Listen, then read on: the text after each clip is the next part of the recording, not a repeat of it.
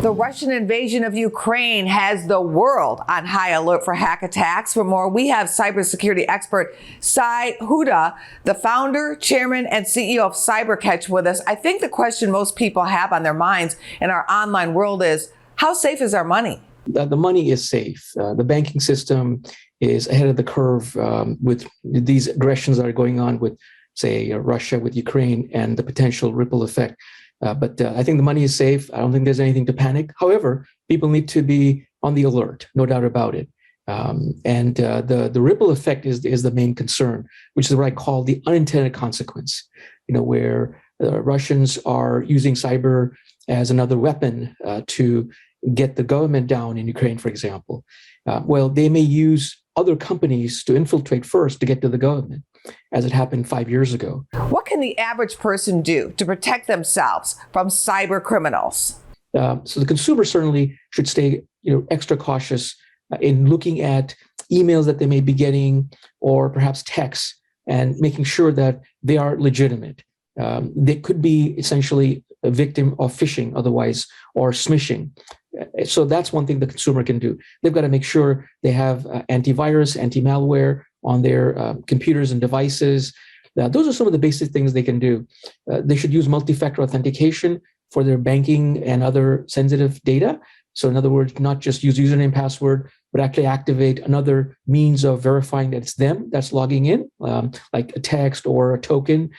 So that's the consumer's point of view. From the business, which is even more concerning, is they've got to pay extra attention, in particular to ransomware. So ransomware is malicious malware that is really, really dangerous, because it can shut down the business for months and weeks, as is occurring. And it can be also very destructive. So for example, some of the malware can actually irreversibly encrypt the computer's boot record, which means that you cannot decrypt it. And so that's a concern. Malware like ransomware can come in from phishing emails, or really just vulnerabilities on web assets that the business may have. So the business may have a website or servers, and if they have bad code in there, then you could actually inject ransomware through that. Cybercatch did a study recently, Angela.